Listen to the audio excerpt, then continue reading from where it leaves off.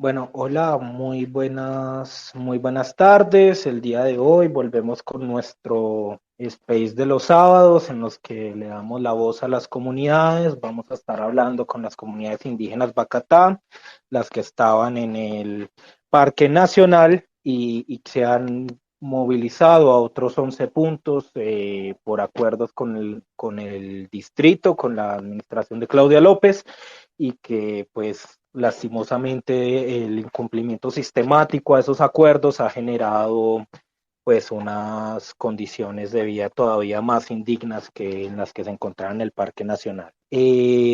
Vamos a esperar, les pido paciencia de 2 minuticos en lo que llegan nuestros invitados. Entonces, les pido eso, por favor compartan el espacio, hagamos este diálogo todavía más amplio para que llegue a más personas se enteren también de lo que está pasando.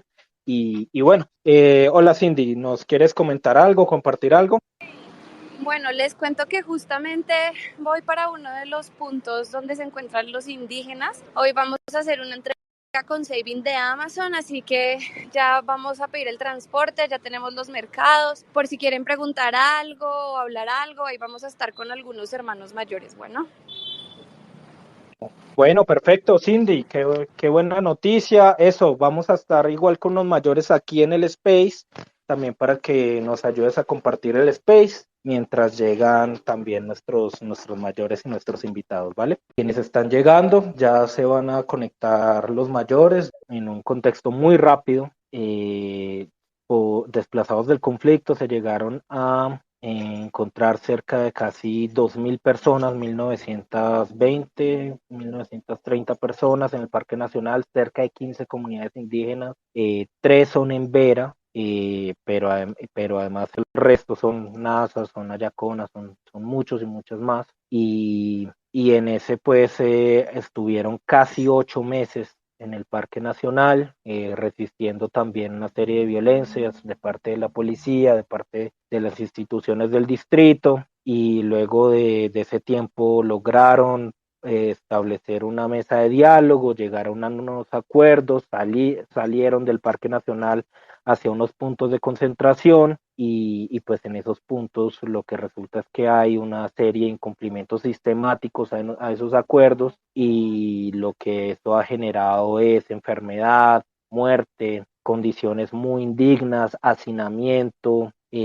pues están peor que lo que se encontraban en el Parque Nacional y ahora además de todo pues invisibilizados, ¿no? Entonces, ¿cuáles son las exigencias más urgentes? Ni siquiera se ha cumplido con brigadas de salud y eso pues genera una serie de desatención, ¿no? Recordemos que ha muerto gente de tuberculosis en estos puntos, precisamente por la falta de atención, también por la pésima alimentación. Hay una serie de violencias por parte del ICBF, por parte bueno, de más instituciones. Como les digo, ya pronto nos van a acompañar, nos van a dar un contexto mucho más amplio, que es lo que viene sucediendo en el Parque Nacional. Bueno, ya se nos unió Vaquita, Laura, que ha estado todo este tiempo apoyando las comunidades, conoce los procesos, conoce las dinámicas, también conoce estas realidades que se viven en estos puntos.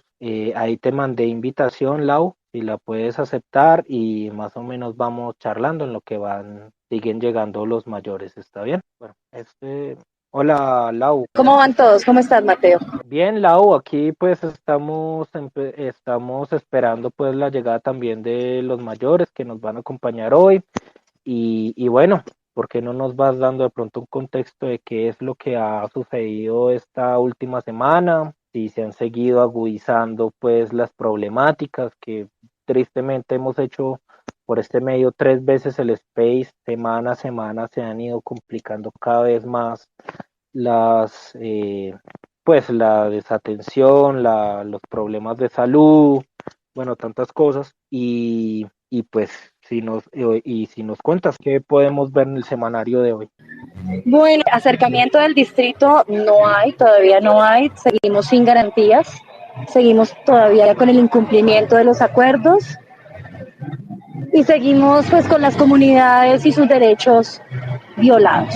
No hay todavía una solución ni un apersonamiento por parte de la administración distrital ni nacional para darle una solución pronta a esta situación que tenemos en contexto de ciudad, que son los compañeros indígenas.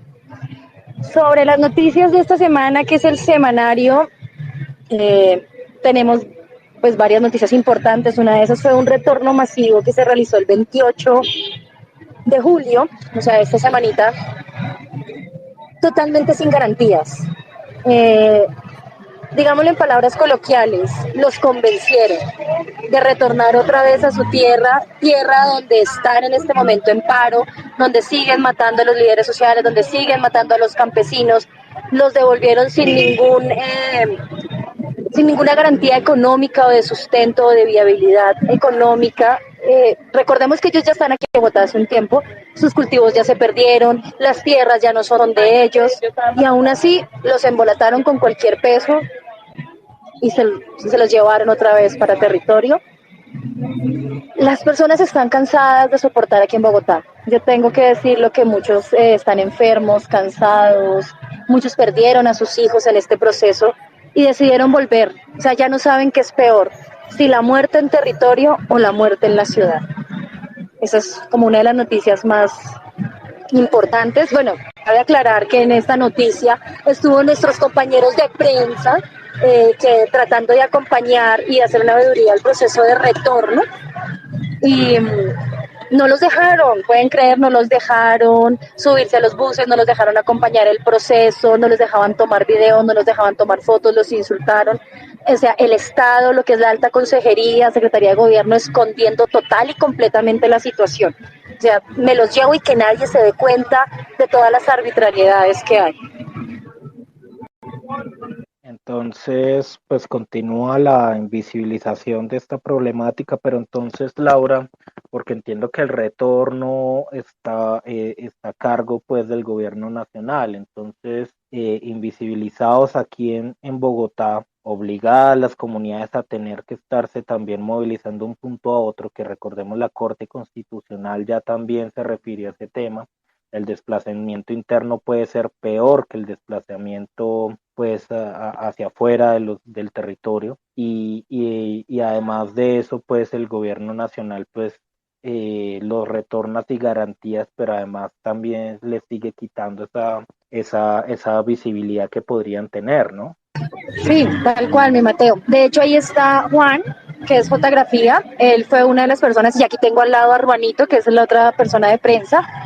Pero no sé si Juan quiera dar un contexto de lo que pasó allá ese día en La Rioja y de todas las situaciones arbitrarias y extrañas que sucedieron. Sí, claro. Desde parte del equipo de prensa quisimos hacer un acompañamiento, pues en el marco de las garantías y de los acuerdos que se habían establecido con el distrito. Quisimos acercarnos para hacer la veeduría y pues para hacer el ejercicio de prensa, de registro y documentación gráfica, pues de lo que acontecía, que era el retorno. Un retorno que no está dialogado con autoridades indígenas en Bacatá, que es el proceso que se ha venido llevando a cabo por los 16 pueblos que están pues aferrados a este proceso y digámoslo así, coloquialmente, por debajo de cuerda, se entablan otro tipo de acuerdos con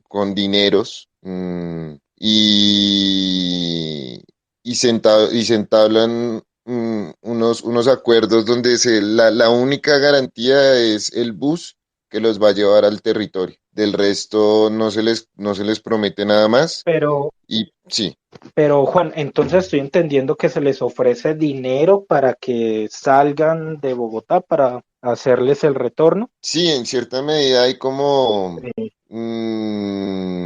ciertos tipos de viáticos que se dan para que se pueda dar un retorno a no sé, porque no se sabe qué personas, pero se concierta, pues, porque las comunidades son autónomas. Entonces, dentro de la misma Sí. comunidad se conciertan acuerdos y pues se entablan retornos sin garantías. porque el desespero de pues vivir bajo estos términos que ofrece el gobierno y la Secretaría de Gobierno de Claudia López y en cabeza del alto consejero para la paz, Vladimir Rodríguez, donde hay cortes reiterativos de agua, donde hay cortes de luz, donde hay insuficiencia alimentaria, donde hay hacinamiento, donde hay todo este tipo de adversidades de, de, de tipo carcelarias, pues obviamente el desespero de querer retornar a su territorio es vigente, y más si les están ofreciendo el bus ahí afuera para que se vayan ya, pues sin ningún tipo de garantía. Y esa es como la presión social que se le está haciendo a las comunidades para que desalojen la ciudad, se vayan al territorio, en un territorio que está ahorita, pues las mismas comunidades del territorio ahorita están en Minga permanente, están en paro, porque pues el conflicto armado violento es vigente. Y de eso es así desde que ellos salieron hace 8 meses del territorio y se ubicaron en el Parque Nacional. Entonces, bajo estos términos que les ofrece Alta Consejería para la Paz y Secretaría de Gobierno de Claudia López, pues ellos toman estas medidas de irse. Entonces, no hay garantías, o sea, hay unos acuerdos donde ellos pueden restablecer y reivindicar sus derechos, pero la presión que ejerce sistemática, la alcaldía en este caso y Alta Consejería para la Paz, pues revictimiza a las comunidades, lo que hace que prefieran devolverse a territorios sin ningún tipo de garantías. Claro, porque hay un tipo de presión de todo lado, entonces una presión social, pero también una presión de las instituciones, también reconocido el paro. Fue común ver a la policía aquí de Bogotá bajando y llevándose a las personas, a las mujeres, y todavía peor si de pronto solamente hablaban su lengua y no hablan el español. Además de eso, toda una serie de incumplimientos, como lo venimos diciendo, a todo tipo de acuerdos, desde la alimentación, el agua, la energía.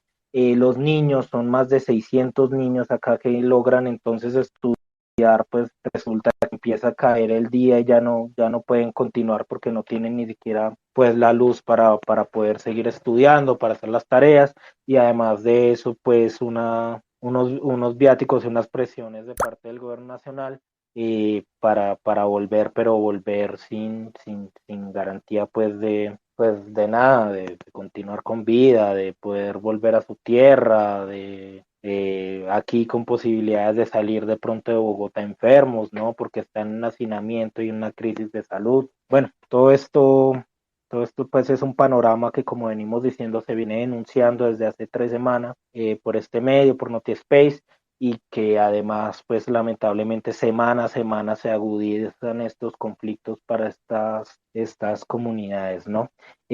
Bueno, dos cositas. Primero que nada, quiero saludar a Gilla. Gilla es también una de las reporteras aquí en NotiSpace. ¿Cómo estás, Gilla? Hola Mateo, muy buenas tardes a todos los que nos acompañan siempre en este NotiSpace, a Laura.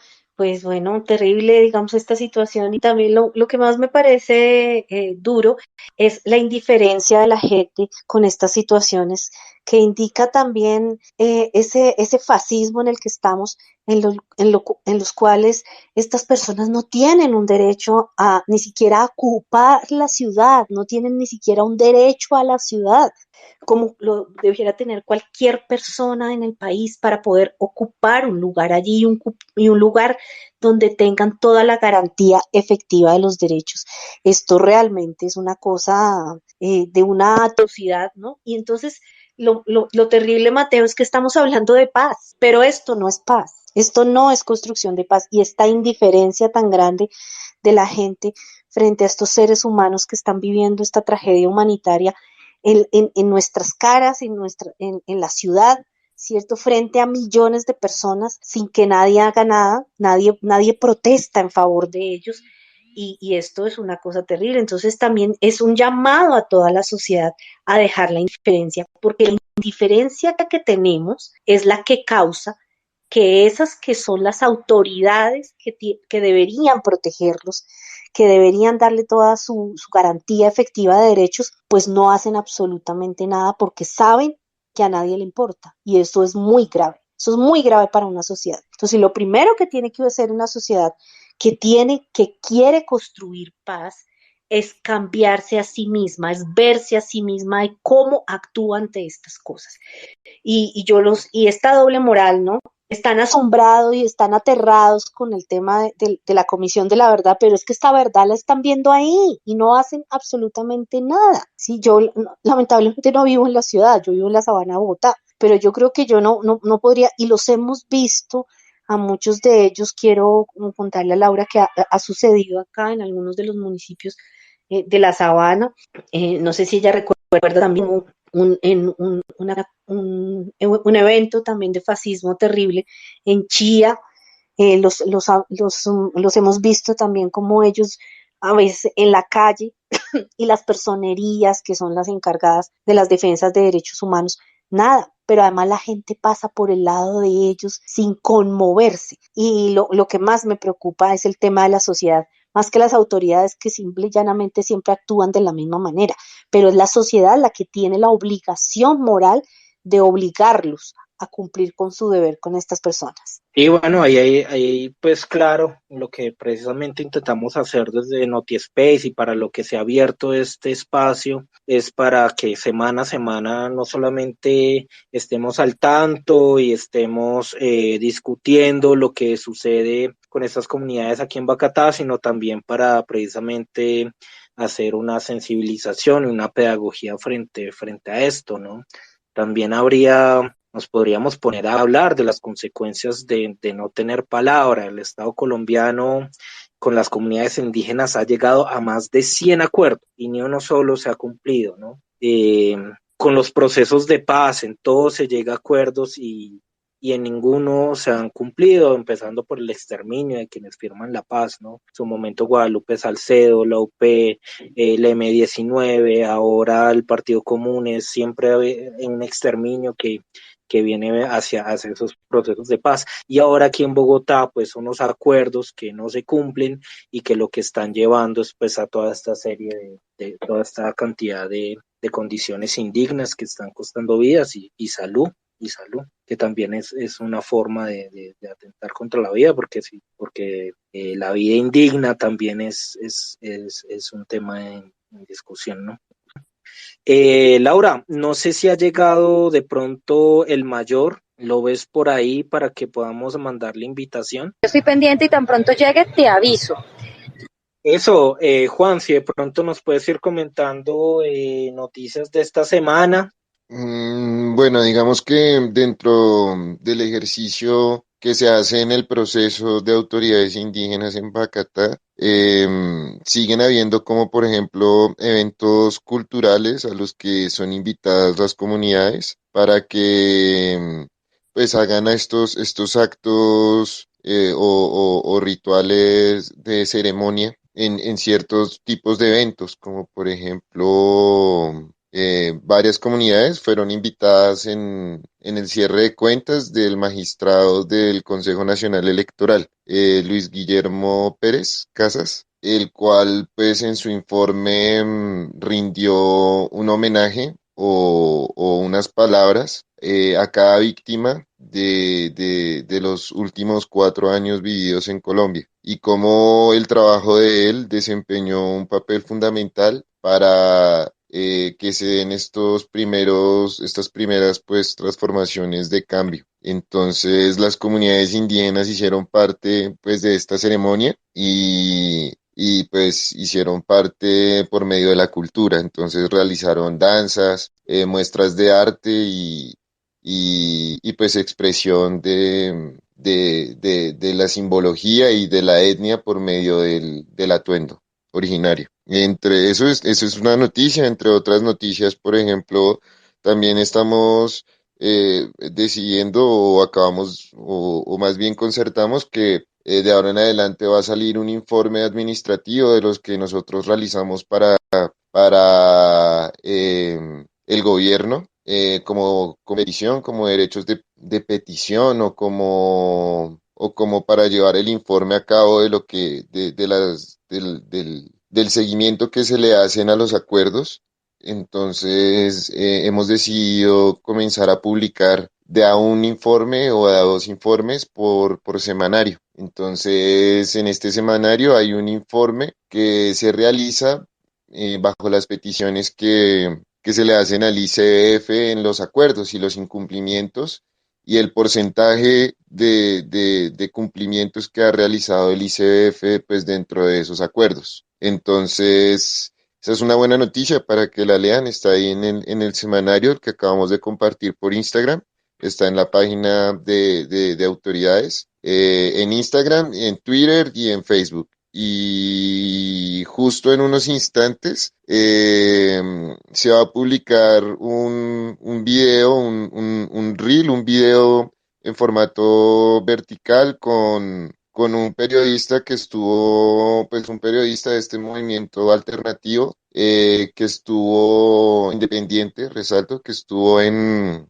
la UPI La Rioja. Y, pues su visión y sus primeras conjeturas acerca de lo que él puede denunciar de lo que él ve en La Rioja. Entonces, es un video interesante para que cuando termine el space, a verlo en Instagram. Ahorita en un ratico se los comparto por medio de este chat y para que lo vean. Eso por medio de lo que ha pasado en esta semana, pero pues me gusta también, no sé si les pueda de pronto aclarar algunas dudas del proceso, pues mientras que encontramos el problema de conexión. Eso, perfecto. Muchas gracias, Jota. Y bueno, cualquier pregunta, pidan micrófono. Mateo, Cuéntame. yo quiero preguntarle a Laura y a Juan si ha habido en estos 10 días una acción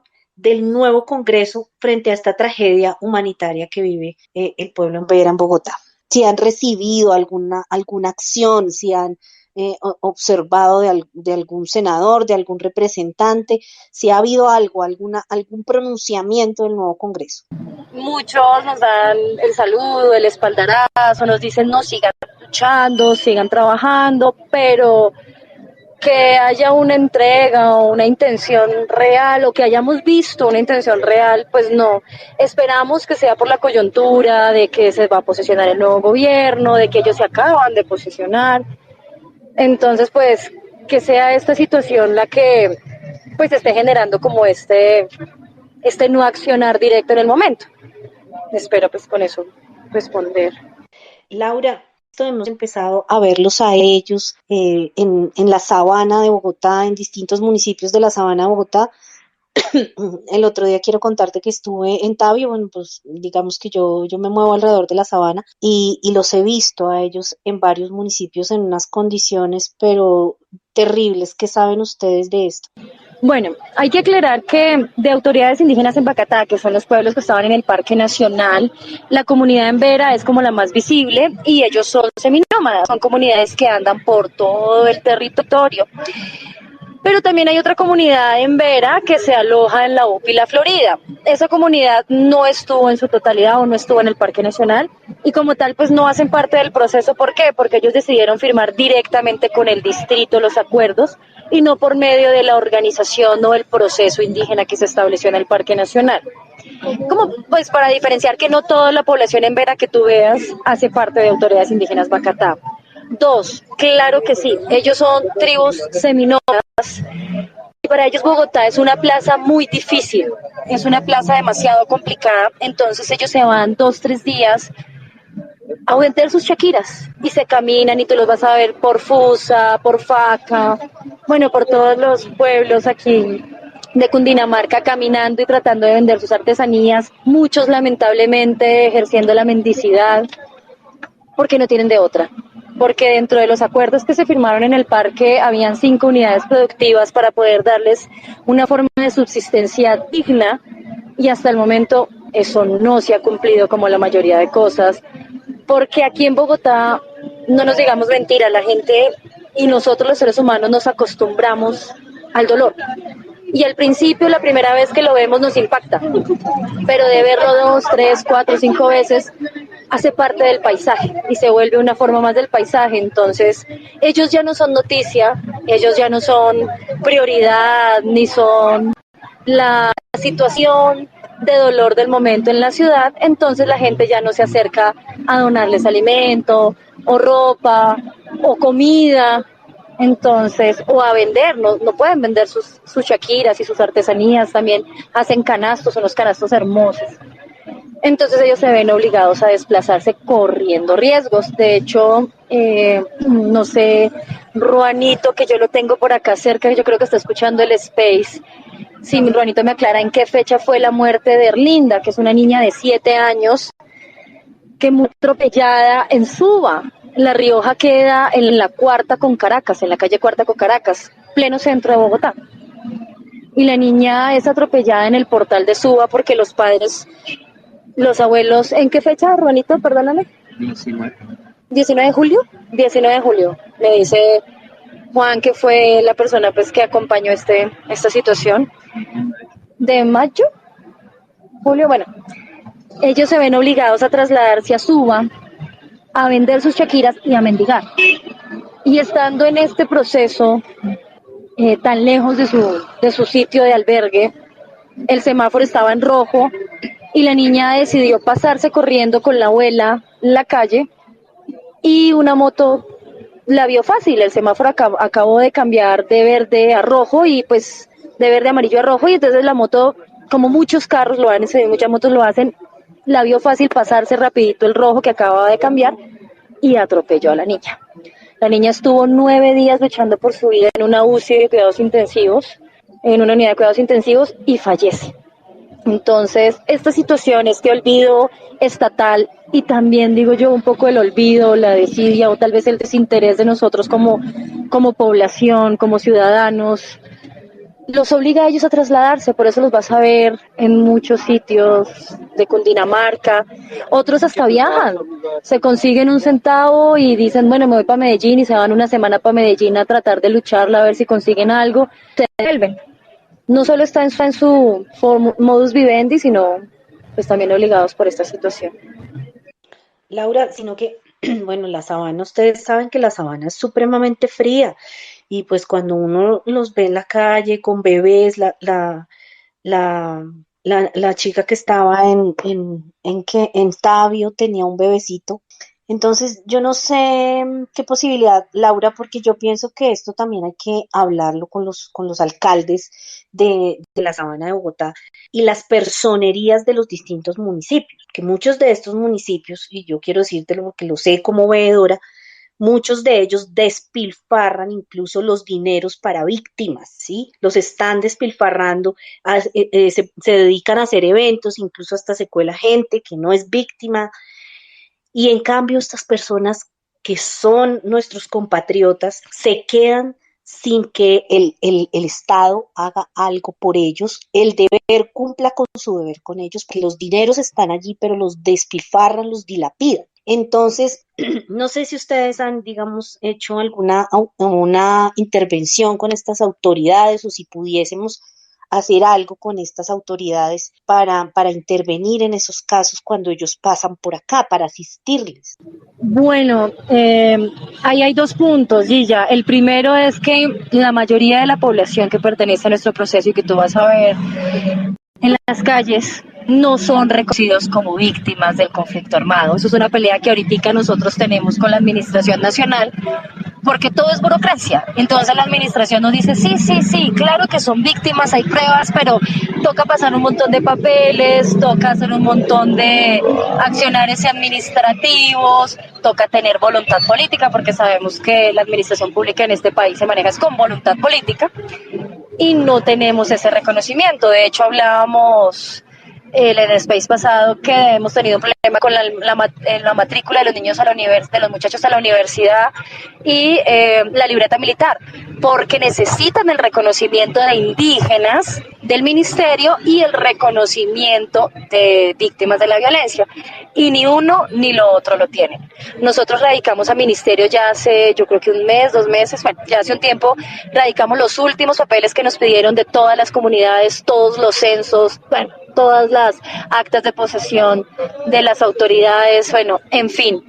Y hasta el día de hoy no hemos tenido respuesta. Entonces, digamos que por ese lado, el rubro de víctimas, es complicado que llegue a estas comunidades más en territorio o en otros territorios porque no están reconocidos como víctimas. Y dos, no hay voluntad política por parte de los alcaldes locales, ya que como estamos en un país descentralizado, cada municipio maneja su presupuesto de manera autónoma, más allá de lo que sea destinación específica que así lo indique la ley. Entonces, para ellos, nuestra población indígena que llega a vender sus shakiras, a quedarse 2 o 3 días, es población flotante, más no una situación que haya, que tenga que generar una intervención administrativa, mucho menos un gasto municipal. Claro que se han hecho acercamientos, nosotros hemos tratado de conseguir recursos de absolutamente todos de todos los lugares que tú creas, en serio, desde las administraciones municipales, nacionales, la distrital, las diferentes secretarías, diferentes ministerios. Yo soy la encargada de sacar todos los informes y derechos de petición, alertas, y yo creo que yo hago un paper o 2 papers diarios en denuncias, en solicitudes, en radicados, pero la voluntad política no existe allí. Pues bueno, de todas maneras ahí queda Laura, pues digamos el que yo sea puente, yo pues digamos que puedo hablar directamente aquí con el personero de mi municipio y estas cosas que son digamos las autoridades a las que yo tengo acceso, pues también de repente algunas otras de los municipios de la Sabana a través también de las organizaciones sociales. Ahora yo no sé Mateo si también de repente desde el NotiSpace pudiéramos hacer un llamado, que qué pasa con el nuevo Congreso, con estas, son emergencia humanitaria, esto es una cosa, hay que también jerarquizar las cosas en las cuales uno de los cuales uno se ocupa como congresista, como legislador. No puede ser que uno esté allá en cosas de a ver si hace justicia menstrual, ¿sí? Y la gente está aguantando hambre y la gente está en unas condiciones absolutamente inhumanas en la calle, mientras ellos están en estas tonterías en el Congreso. Entonces también hay que exigirles que se ubiquen en la realidad. No sé, Mateo, ¿tú qué piensas si pudieses tuitear de ahí, de hacer un trino, haciendo un llamado a hacerse cargo y a asistir a estas comunidades como debe ser también, a tomar el problema, porque esto además debería ir a un control político al Congreso de la República. Yo pienso que esto no puede seguir así. Sí, pues es que hay que llamar a todo el mundo, hay que llamar a todas las instituciones, hay que hacer, ya mismo vamos a escribir el trino y que efectivamente esto pues es una emergencia humanitaria y se tiene que tratar como tal. Ahora, no sé, porque el Congreso, pues la rama legislativa tiene unas funciones y el gobierno nacional, la rama ejecutiva, tiene otras. Entonces, seguramente podrá haber una voz representante de las comunidades. Hay, de hecho, varias que pueden hablar del tema, se puede mencionar, de pronto pueden entrar en trámites de una ley, pero recuerda que, por ejemplo, todavía no se han posicionado los cargos de restitución de tierras, que, por ejemplo, sería importantísima porque deben hacer el retorno, pero el retorno tienen que hacerlo con garantías y me imagino que para eso está el coordinador de restitución de tierras y también de las víctimas, y todos estos pues están esperando al 7 de agosto a posicionarse. Entonces, pues claro, hay que hacer el trino, hay que mandarlo, hay que hacer presión desde ya, pero no sé qué tanto, y por ejemplo, de pronto la misma Laura nos ayuda a aclarar el tema. Ya pues es administradora pública, qué tanto está en funciones del Congreso pues asumir esta problemática, ¿no? No, pero Mateo, a ver si tanto que hablan y si tanto pregonan estar del lado del pueblo, vamos a ver cuánto van a donar de estos 34 milloncitos que se van a ganar en este primer mes. Sí, claro, primero una voluntad personal de que si tú llegas al Congreso con una actitud progresista y de pueblo y de reivindicación de los derechos humanos y derechos fundamentales, pues se debería ver o esperamos que se vea una intención de apoyo. Uno, dos, ellos tienen injerencia en la parte legislativa y también para hacer veeduría de las acciones presidenciales. Entonces, proponer proyectos de ley, por ejemplo, revisar la restitución de tierras para las comunidades indígenas, más las que están en contexto de ciudad, porque en territorio hay una dinámica, pero los indígenas que están aquí en Bogotá están obligados a vivir una dinámica total y completamente diferente a la de sus territorios. Y ellos como tal no tienen una política pública que los acoja. Se supone que está la política pública de Claudia López, que es la política pública indígena, que en este periodo de Claudia López tuvo reformulación porque ya se cumplieron los 10 años. Pero es una política antigua, vieja, que no ha tenido participación y que tampoco ha tenido cumplimiento en los 62 acciones afirmativas en la cual nosotros participamos como autoridades indígenas en Bacatá. Entonces, claro que sí, los congresistas sí tienen injerencia no solo personal, sino también administrativa en el proceso indígena en contexto de ciudad. Bueno, ya aquí pues hemos hecho un primer trino, vamos a postearlo aquí en el space y podemos hacer esta dinámica en la cual intentamos pues hacer que el space crezca y pues seguir tejiendo estas redes en las cuales pues nos cuidamos entre todos y entre todos pues también intentamos poner agenda de país, ¿no? Y esta crisis humanitaria efectivamente tiene que estar en la discusión, en la esfera pública. Perfecto, listo. Entonces ya voy a poner ambos trinos. Bueno, mientras tanto, Laura, no sé, ¿se ha sabido algo de las mayores que nos iban a acompañar? Tú dices que estabas al lado de uno de pronto, no sé si está disponible para que pueda de pronto responder algunas preguntas. ¿Cómo la ves? No, pues te cuento, lo que pasa es que los mayores en este momento muchos están fuera de la ciudad, están en el Congreso de Silvia Cauca, están en La Guajira, están en sus territorios, digamos por ejemplo el mayor Leoníbal está viajando apenas a Bogotá porque acompañó este proceso de retorno arbitrario para hacer la veeduría de su comunidad. Entonces la mayoría no tiene recepción. Ya a todos les he escrito y me dicen me conecto y se me desconecta o no sé si sea un problema del space, no sé. Pero partamos de que están fuera de Bogotá y están en carretera y ha sido muy complicado la conexión. Pero nada, cualquier pregunta que tengan, duda, llevan el proceso ya muy buen tiempo. Yo soy el apoyo a la coordinación técnica que es el mayor Jairo. Tengo el conocimiento y toda la disposición para responderles. Bueno, ahí está. Yo creo que pues no podemos ser más claras al respecto. Yo invitaría Perfecto. que retuitemos, a que Sí. en la retuiteada también comentemos más congresistas, se supone del pacto o se supone progresistas, y que vayamos pues para que llegue a cada vez más gente, ¿no? Y para que les llegue a estos congresistas, entonces tenemos que compartirlo lo más posible, ¿no?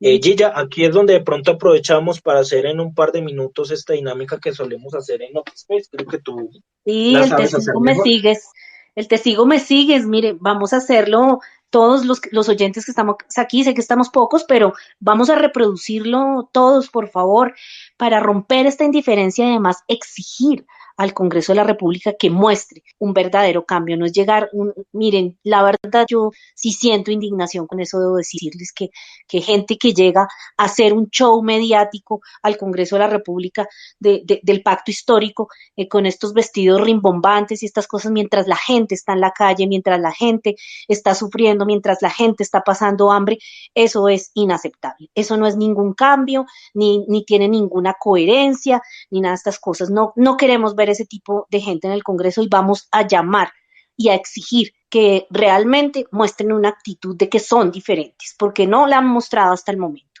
Esto es una emergencia humanitaria, esto es algo que hay que tratar, pero inmediatamente, esto no tiene dilación, no tiene dilación. Nosotros no somos aquí ni comités de felicitaciones, ni nada de estas cosas. Nosotros tenemos que mandatar, y mandatar significa exigirles qué es lo que el pueblo exige en un momento dado para que ellos actúen y hagan lo que tienen que hacer y trabajen como tienen que trabajar. Porque si van a llegar a hacer lo mismo que los otros, ¿no? Y a embeberse en estos sueldos exorbitantes que ya, de hecho, son una grosería en un país que vive una de las desigualdades más grandes del mundo. Mateo, ¿me escuchas? Efectivamente, sí, te escuché todo, Gigi, qué pena. Para que vamos a retinar todos. Efectivamente, para que lo retrinemos, ahí está en el timeline en la parte de arriba. Y para que Hola, chicos, ¿me escuchan? te escucha, Cindy. Estoy acá en La Rioja intentando grabar para Saving de Amazon. Queremos hacer unas ayudas humanitarias con este canal, pues que es grande. Saving de Amazon tiene más o menos 80,000 seguidores de alcance y no nos dejan entrar a grabar. Estamos acá afuera y nos dicen unas personas de Secretaría de Gobierno que tenemos que enviar una carta, pero que no es seguro que nos dejen entrar. Hay algo que yo no entiendo y es si esto es un centro de paso para los indígenas, porque esto está siendo tratado como si estuvieran en una cárcel y no pueden recibir visitas de sus amigos. ¿Por qué no podemos entrar a grabar? Yo sé que hay personas que han entrado, pero ¿por qué no es una normalidad entrar a estar con ellos, chicos? ¿Cómo podemos entrar entre hoy y mañana? Porque la idea es lanzar la campaña el Día Internacional de los Pueblos Indígenas, que es el 9. Entonces sí sería bueno que pudiéramos entrar, documentar y mostrar lo que pasa. Bueno, Cindy. Dale, Laura, que tú conoces mejor ¿sí? eso. Bueno, Cindy, hay que entender una cosa, ya no estamos en el contexto del Parque Nacional, donde era territorio indígena, donde quien tenía el dominio era la Guardia y las autoridades indígenas. Este contexto es diferente, es un contexto institucional, es un contexto en el que, claro, yo te conozco a vos, bueno, no te conozco personalmente, pero pues por el proceso que llevas, confío en vos, pero entra cualquier persona y se puede llevar a un menor de edad, porque lo intentaron el día que llegamos a La Rioja, se intentaron llevar 2 menores de edad diciendo que eran voluntarios y que iban a ayudar a las comunidades. También hemos tenido jíbaros del San Bernardo que han entrado a La Rioja diciendo que son voluntarios, que van a ayudar y estaban vendiendo estupefacientes dentro de La Rioja. Entonces, por eso pues hay que comprender que si no se maneja un proceso, un conducto regular, que autoridades indígenas en Bacatá sepa quién es, por qué va a hacer, puede hacer el proceso administrativo para que puedan ingresar a La Rioja. ¿Por qué? Porque donde llegue a pasar algo y entren diciendo que son voluntarios, a los primeros que les ponen la demanda es autoridades indígenas en Bacatá y al coordinador como tal. El coordinador en este momento tiene una demanda en fiscalía por una situación parecida, porque él al ser la autoridad mayor es la responsable de todo. Entonces, en este momento, como yo no sabía y ninguno de mis compañeros de autoridades indígenas en Bacatá sabía que ibas a ir a La Rioja, nadie nos avisó, no podría ayudarte. Pero si quieres, me escribes al interno, hablamos, charlamos y hacemos la gestión. ¿Tú crees que mañana podamos venir, Lau, si gestionamos hoy? No depende de mí, me toca primero hablar también con el coordinador general y me toca hacer pues todo el proceso administrativo que, por ejemplo, secretaría, porque también hablamos de una burocracia que los tiene a ellos en un proceso como si fuera de cárcel, que no sabemos cómo manejarlo porque hasta cierto punto sí se debe tener una seguridad y se debe salvaguardar la seguridad de las personas que están en La Rioja, también se está coartando las libertades. Entonces, si quieres, hablamos y voy a tratar de hacer todo lo posible para ingresar mañana. Gracias, Lau. Digamos, si tú necesitas algunas imágenes, las personas encargadas de prensa de autoridades indígenas en Bacatá, como lo son los dos Juanes, Juan Pablo y Juanito, ellos te pueden facilitar las imágenes que ya son aprobadas por coordinación y por autoridades indígenas en Bacatá para difusión, si necesitas imágenes de denuncias.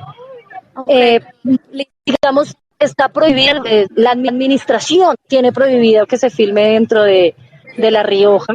Imagínate, o sea, eso es totalmente antiderechos humanos, prohibir grabar.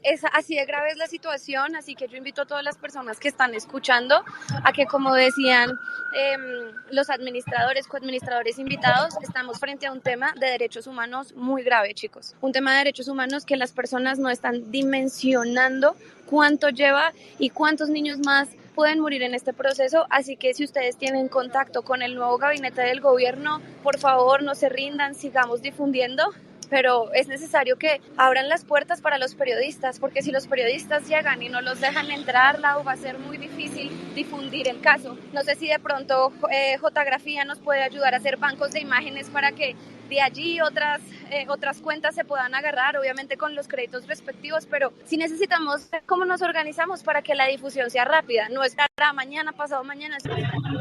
Sí, no, claro que sí. Nosotros, por ejemplo, tomamos las imágenes para, por ejemplo, publicarlas en City TV. La vez pasada hubo también un problema porque no dejaron ingresar a City TV y le tocó a los chicos de prensa ingresar, tomar las imágenes, pasárselas al periodista de City TV para que él pudiera hacer la nota.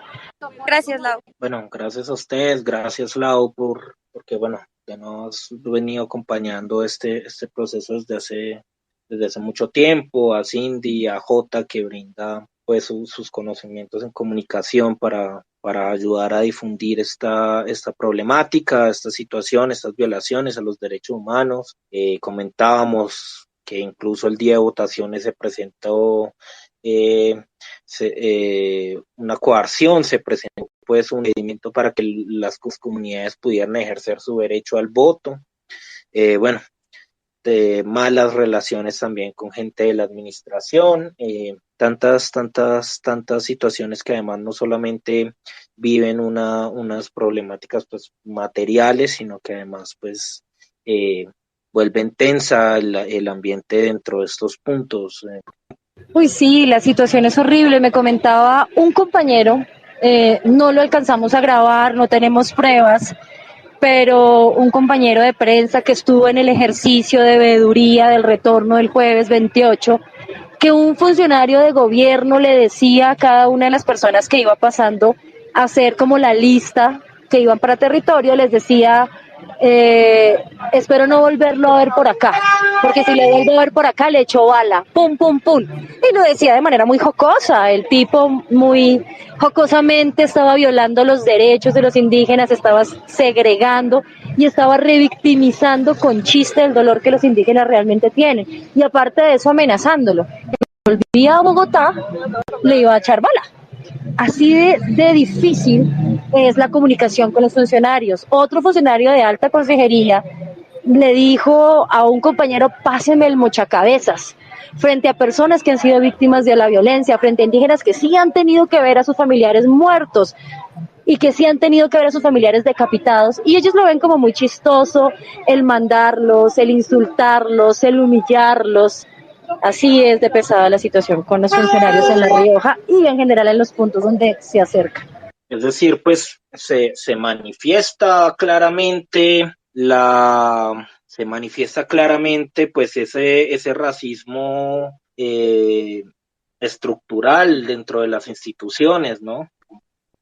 Me gustaría precisamente mencionar que efectivamente se ha habido un choque también con las comunidades, ha sido precisamente por las bases militares extranjeras o nacionales, ¿no? Que precisamente han irrespetado los territorios, han invadido un poco los territorios indígenas, no han traído ningún tipo de seguridad.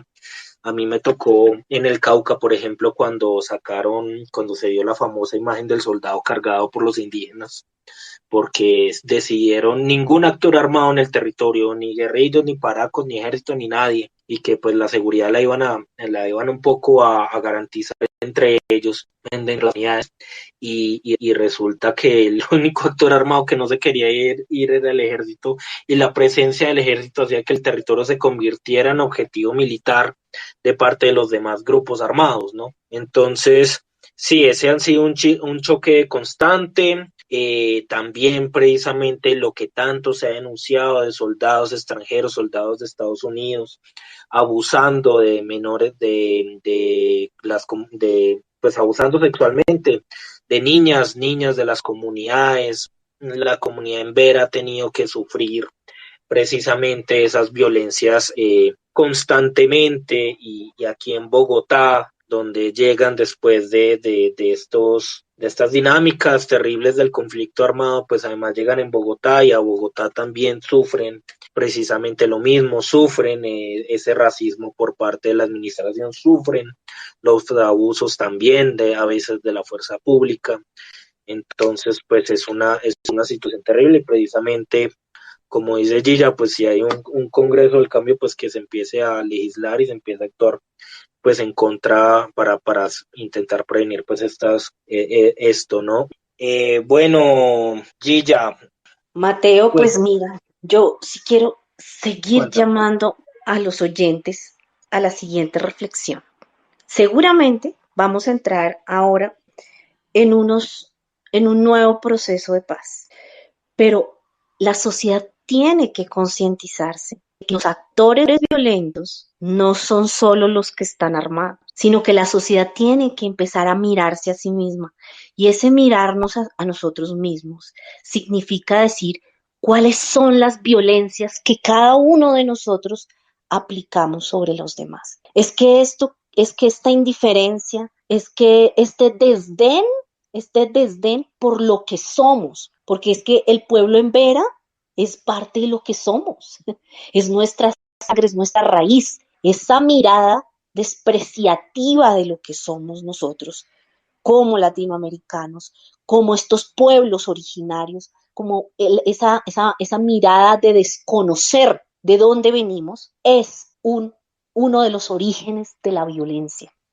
Y es una de las graves subjetividades que tenemos que corregir. Es que actuamos como europeos, nos miramos como si fuéramos europeos, como si nosotros fuéramos quién sabe qué cosa. Si es que Europa nos robó todo, nos quitó todo y se desarrollaron con lo que nos quitaron, con lo que le quitaron a los pueblos originarios. Eso es lo que hay que hacer. Y entonces, una de las cosas para corregir estas violencias es volver al conocimiento de la historia. ¿Quién es el pueblo en Vera? ¿Cómo comunicarnos con ellos? ¿Cómo aprender de ellos? Porque indiscutiblemente, más allá de esta tragedia espantosa y humanitaria, está lo que nos cuenta Laura, de que ellos son nómadas y no tendrían por qué tener ese problema de andar por todo el país si así lo quisieran. ¿Por qué no pueden hacerlo? ¿Por qué no pueden desarrollar su cultura tal como es? ¿Y por qué no los conocemos? Es que la gente está como, los ve como, ellos son completamente ajenos. Lo que pasa, un gringo ahí lo conocen más, saben más del gringo que del pueblo en Vera. Y eso son violencias. Y esas violencias tenemos que corregirlas como sociedad. Y aquí el llamado es a mirarnos a nosotros mismos, quiénes somos, de dónde venimos, volver a esa raíz. Y no solamente es un tema de solucionar las violencias, es un tema de vida, es el tema que requerimos además para salvar el planeta, para volver a tener esa mirada de cómo viven ellos normalmente, cómo es la vida de ellos cuando no están en esta tragedia humanitaria, cómo es la vida cotidiana del pueblo en Vera, cómo es esa mirada, es esa cosmovisión del pueblo en Vera, porque eso requiere además no solamente, sino mirarlos con dignidad, con la dignidad que ellos se merecen, con la dignidad de que ellos son los pueblos originarios, con la conciencia de que nosotros hemos sido los usurpadores, los que los hemos desconocido, los que los hemos desplazado de sus territorios y lo hemos permitido, los que no nos hemos comunicado con quienes son nuestros verdaderos compatriotas. La gente habla inglés, la gente habla francés, pues no le estaban pidiendo a la embajadora en la ONU que es que tiene que hablar inglés. No, es que nosotros lo que tenemos es que hablar nuestras lenguas. Ojalá que los niños, en vez de estar hablando inglés y francés, hablen wayú, hablen en vera. Eso es lo que queremos. Esa es la nueva sociedad que queremos. Vivir de otra manera. Ese bien vivir significa cambiar nuestras lógicas, cambiar nuestras subjetividades. Y eso lo necesitamos para el proceso de paz. No es venir a exigir que dejen las armas, no. ¿Y qué tanto nos desarmamos nosotros? Ni siquiera hacemos nada, no hemos hecho ni una sola protesta por el asesinato y el genocidio de los firmantes de paz. No hemos movido absolutamente un dedo como sociedad. Es una vergüenza como sociedad. El mundo nos mira con asombro y no nos damos cuenta. Entonces, ese es mi llamado a todos y yo creo que difúndanlo en sus casas, reflexionenlo en sus casas, ¿no? Decía mi padre, no me crean, investiguen, ¿sí? Pero por lo menos tómense el trabajo de dudar que de la forma en que hemos vivido estamos mal, vamos mal como sociedad. estamos dejándole un desastre a nuestros hijos, estamos dejándole un desastre a los nietos, a las generaciones que vienen allí. Y esa es nuestra responsabilidad. Que nos recuerden como una generación vergonzosa, eso es terrible. Y yo creo que tenemos esa responsabilidad como sociedad de reivindicarnos ante la historia y ante las generaciones que vienen detrás. Bueno, sí, también recordando un poco al padre Rox cuando con el informe final de la Comisión de la Verdad, también la pregunta de dónde está tu hermano, ¿no? Que es precisamente la pregunta de qué ha pasado con las comunidades, qué ha pasado con el vecino, qué pasó durante estas dinámicas de guerra que voltearon a ver al otro lado las instituciones, las cortes, los grandes medios de comunicación y en este momento, ante esta crisis humanitaria que es precisamente perturbadora de la paz, porque quien exige derechos también los seguirá exigiendo y tendrá que tomar medidas como los paros, como la toma de carreteras, como la protesta para seguir exigiendo sus derechos. Ante estas violencias de las instituciones, así sea por omisión, pues ¿qué es lo que pasa? ¿Por qué voltean a mirar a otro lado y por qué esto no está más allá del ejercicio que intentamos impulsar aquí desde los medios alternativos y desde NotiSpace? ¿Por qué no está en la discusión de la esfera pública, ¿no? Gracias, Gilla. Sí, aprovechando porque yo pienso también, Mateo, que muchas veces entra gente nueva, ¿sí? Gente que de Sí, pronto no venía entrando a estos espacios que Mateo, de manera maravillosa, yo quiero felicitar a Mateo porque es que esto que está haciendo Mateo es construcción de paz. Y él está comprometido con hacer el seguimiento de lo que está pasando con el pueblo en Vera. Y eso es no solamente un ejercicio de ciudadanía, es un ejercicio de humanidad que nos falta tanto. muchas gracias. Vamos con Jonathan, que se nos acaba de unir. Adelante, Hola, Giovanni. buenas noches a todos y todas. Me gusta muchísimo la posición que ahorita está tomando Gilla con respecto a lo que se ve en el gobierno que pues es saliente, ¿no? Que prácticamente ha entregado pues el país vuelto nada. Mi pregunta allí ya es, bueno, ahora con la nueva fórmula que existe en el Congreso, con el tema que están tocando de bajarle los salarios, hacer esta reforma tributaria, y ya, ¿tú crees que realmente sí se puede dar? Si ellos no quieren, ¿el presidente lo puede hacer?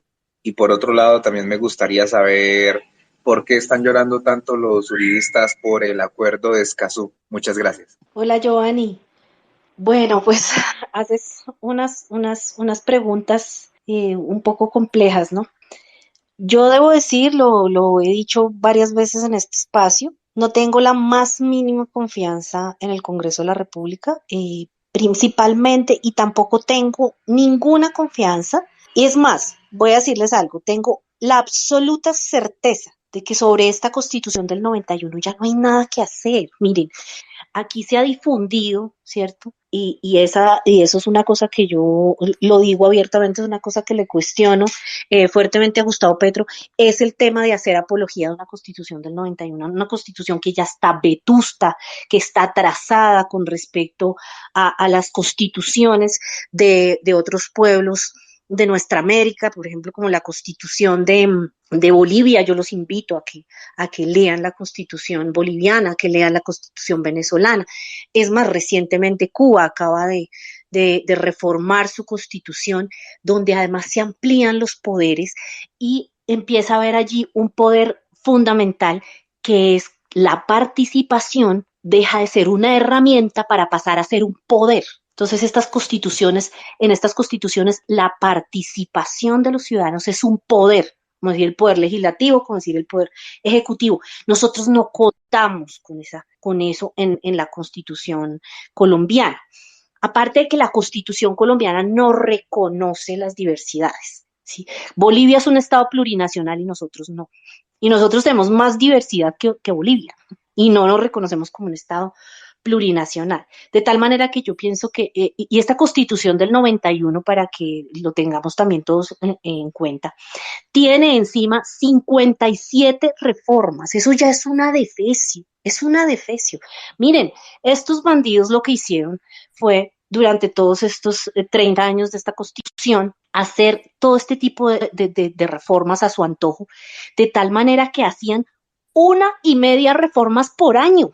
Por Dios, esto ya es una cosa, pero completamente degradada esta Constitución. Ahora, yo les digo otra cosa, el tema de los congresistas cuando llegan allí, que es otra cosa que el pueblo colombiano tiene que empezar a trabajar y hacerse consciente. No es comprar el humo de que es que yo les voy a hacer una reforma y yo les ofrezco esta reforma y voten por mí. No, es que eso no es poder popular, eso no es participación, eso no es una participación vinculante y activa, eso no es un mandato ciudadano. Un tipo que viene a decirme, mire, yo le ofrezco tal cosa como un mercachifle, yo le ofrezco que es que le voy a bajar los sueldos a los congresistas y la gente. No, nosotros como ciudadanos no podemos volver a caer en eso. Es que la ciudadanía, el, el, el que el candidato responsable construye los proyectos con las comunidades, recibe un mandato dentro de las comunidades, estando en las comunidades. No es algo que él se inventa y que lo ofrece como vulgar mercachifle, no, somos nosotros quienes construimos desde las necesidades, desde el trabajo comunitario, cuál es el mandato que nosotros vamos a dar y qué es lo que ellos tienen que llegar a hacer a ese Congreso de la República. De tal manera que yo pienso que lo mejor que le puede pasar a Colombia, y yo espero que seguramente sea algo que de pronto no sé, quizás se llegue a hablar también en un nuevo proceso de paz, es que Colombia tiene que ir a una Asamblea Nacional Constituyente, porque, y una Asamblea Nacional Constituyente no como la del 91, porque eso fue terrible también, o sea, eso son unos que llegaron allá y hicieron lo que se les dio la gana y negociaron. De hecho, quiero decirles una cosa, es que en esa Constitución del 91 se negoció para la derecha todo el poder judicial y han tenido todo el poder judicial en sus manos y tanto así que se han garantizado la impunidad durante todo este tiempo, porque el poder judicial está completamente cooptado y está cooptado por el Ejecutivo. Ese cuento de que el Poder Judicial tiene independencia es paja, eso es mentira, eso es una falacia. Y en ese orden de ideas, pues, ahora te respondo lo otro, porque el Acuerdo de Escazú, el Acuerdo de Escazú tiene tres componentes fundamentales. Uno es el acceso de las comunidades a la información, que es muy difícil en los temas ambientales en Colombia acceder a la información. Entonces, el Acuerdo de Escazú, pues hace eso. Otro que es la participación, que es la exigencia de que las comunidades participen de forma vinculante, ojo, porque esto es diferente, de forma vinculante en las decisiones que implican temas ambientales. Y el tercero es el acceso a la justicia ambiental. Aquí esto que es justicia ambiental, miren, en Colombia usted casi que no puede ni tumbar una licencia de construcción. Eso es dificilísimo, no se imaginan. Entonces, por eso ellos no quieren este Acuerdo de Escazú. Pero también quiero decirle a los oyentes que el Acuerdo de Escazú, uno empieza a leerlo feliz. Entonces uno está muy contento leyendo el Acuerdo de Escazú hasta cuando llega a un punto que es la denegación de información. Y entonces en la denegación de información, ¿cierto?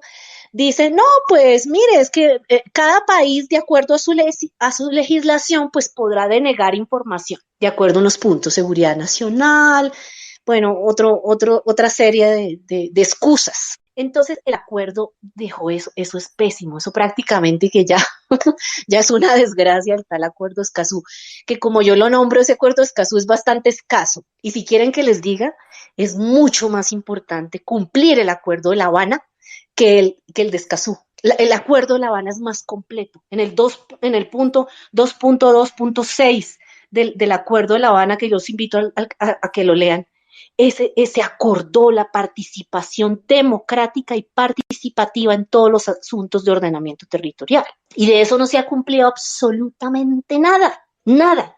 Había que hacer una reforma estructural a todo lo que eran las herramientas de participación en Colombia, y eso no se ha hecho. De tal manera que, digamos que los congresistas también venden humo, quiero decirles también, no se dejen creer de todo lo que dicen también, ¿no? Venden como gran cosa Escazú y Escazú no es gran cosa. Sí, genera algunos avances y algunas cosas, pero por eso yo decía en estos días en un trino, ¿cómo estará de mal Colombia que le venden al pueblo colombiano el acuerdo de Escazú, el oficialismo como gran cosa? Y la oposición se desquició con el acuerdo de Escazú. Mi Gilla, muchas gracias, Gilla, por esa respuesta. Chicos, como siempre, agradecerle a todos, a todas por este espacio, por apoyarnos, a Mateo, a cada una de las personas que se conecta y siempre está pendiente de nosotros, a los que difunden la información. Esto es una lucha de todos y para todos. Nuestros pueblos originarios son de nosotros y debemos defenderlos y debemos luchar por sus derechos.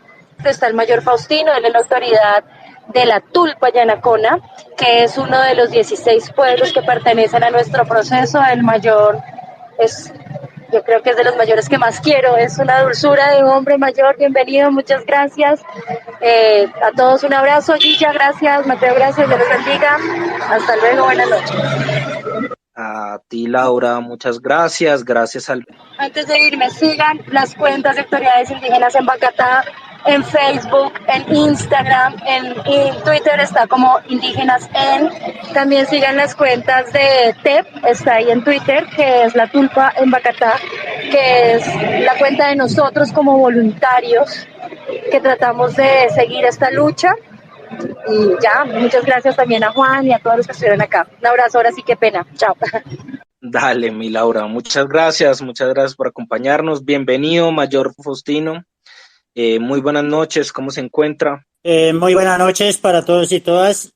Bueno, como ya Laura mencionó mi nombre, mi proceso, que recalcarles, y de pronto para Laura también y para todos allá, que nosotros no somos pueblo Yanacona, nosotros somos un proceso organizativo que es la Tulpa Yanacona, de pronto tenerlo en cuenta, ¿no? Y venimos, como ya escuchado ahora, que veníamos desde el Parque Nacional durante los 8 meses, que estuvimos allá aguantando frío, lluvia, bueno, y también hambre. De igual manera lo estamos haciendo aquí en las redes de apoyo. En este momento estamos aquí en la red de apoyo de Puente Aranda, que es una de las redes de apoyo de nuestro proceso. Y pues bueno, yo creo que la anterior ya habíamos dicho que estábamos en 3 redes de apoyo, que era Ciudad Bolívar, Puente Aranda y Kennedy, ¿no? Entonces, bueno, contarles sobre los incumplimientos por el distrito, por la nación, los acuerdos que se hicieron, pues no nos han cumplido con nada. Entonces, eso es algo que no nos da, no estamos bien nosotros como proceso, ¿no? Entonces, bueno, de igual manera les voy a pasar aquí a otra persona que también es el fundador de nuestro proceso, que es el compañero Luis Piamba. Él también está trabajando con nosotros, con el proceso en autoridades indígenas en Bacatá. Él es también un líder, no solamente de la Tulpa Yanacona, sino de Bacatá también, ¿no? Entonces, ahí les dejo con el compañero. Gracias, Faustino, y gracias al espacio también, a ustedes, a todas y todos, por permitirnos pues dejar que nos escuchen en algunos lados, ¿no?